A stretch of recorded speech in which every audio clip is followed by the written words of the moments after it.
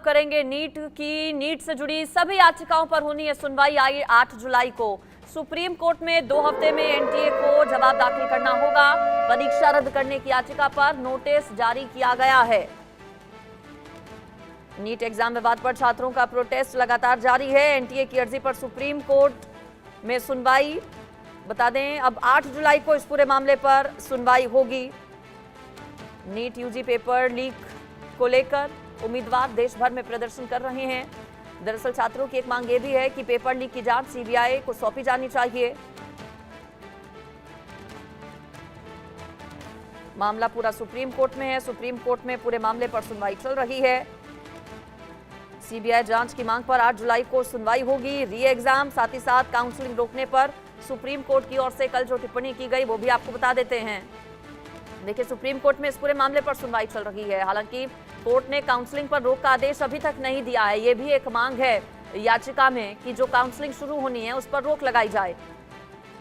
Court ने कहा कि कोर्ट जानता है कि ये 24 लाख छात्रों के भविष्य का सवाल है, लेकिन काउंसलिंग नहीं रोकी जा सकती। सीबीआई जांच कराने की मांग पर सुप्रीम कोर्ट ने एनटीए साथ ही साथ केंद्र सरकार को नोटिस जारी कर जवाब मांगा है। केंद्र सरकार और एनटीए से जवाब मांगा गया है सुप्रीम कोर्ट की ओर से। इस पर ज्यादा डिटेल्स मैं ले लेती हूं। मेरे साथ दिल्ली से आदित्य कुमार जुड़ गए हैं, हमारे संवाददाता। आदित्य, पूरे मामले पर लेटेस्ट अपडेट क्या है, लेटेस्ट जानकारी क्या है? देश भर में प्रदर्शन तो हो ही रहे हैं, सीबीआई जांच की मांग की जा रही है अभ्यर्थियों की ओर से। कल की सुनवाई पर अपडेट। जी अंजलि, आपने सही कहा कि पूरा देश जो है, पूरे देश के जो बच्चे हैं वो जो जिन्होंने भी नीट की परीक्षा दी है वो आंदोलन कर रहे हैं। आप सभी शहरों में आप तस्वीरें जिस तरीके से आ रही हैं, सभी जगह पे इस तरीके के जो आंदोलन है वो कर रहे हैं।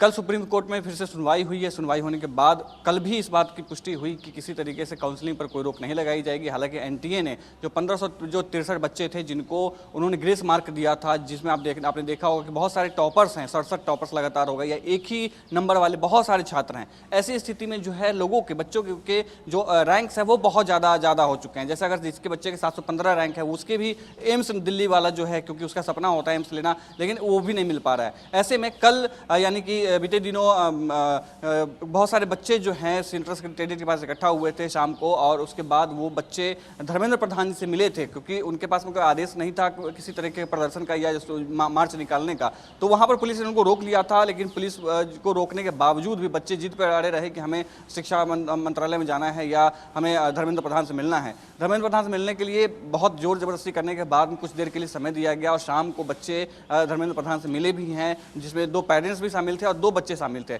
ऐसे में थोड़ी सी राहत बच्चों के लिए जरूर है, क्योंकि इस मामले में, पूरे मामले में अभी तक किसी तरीके से, क्योंकि नई सरकार गठन हुई थी, सरकार की तरफ से किसी तरह का कोई बयान नहीं आ रहा था। लेकिन बीते 2 दिनों में धर्मेंद्र प्रधान ने भी ट्वीट किया है कि मामला न्यायालय में है, न्यायालय को लेकर के जो भी चीज़ें हैं वो बच्चों के हित में होगी और किसी तरीके से बच्चों के हित के साथ में खिलवाड़ नहीं किया जाएगा। ये जो मामला पूरा है, इस तरीके से धर्मेंद्र प्रधान की तरफ से अभी बयान आया है। इसी बीच में जो अभी 8 तारीख को अगली सुनवाई होनी है, जिसमें देश में जहां भी जिस तरीके के भी पिटीशंस दायर हुए हैं वो सबको कंबाइंड करने के बाद एक दिन में 8 तारीख को ही, 8 जुलाई को ही सुनवाई की जाएगी, जिसमें हो सकता है कि बच्चों के साथ में, क्योंकि अभी जिस तरीके से देश में माहौल बन गया है कि बच्चों की डिमांड्स को लेकर के, या अभी गोधरा में जिस तरीके से लोग पकड़े गए हैं या पटना में जिस तरीके से एफआईआर दर्ज हुई थी, तो कहीं ना कहीं जो है एनटीए बैकफुट पर है और इसके बाद ये फैसला लिया गया था 1563 बच्चों का जो वापस लिया जाएगा। जी बिल्कुल, और 30 तारीख को उसका रिजल्ट आएगा।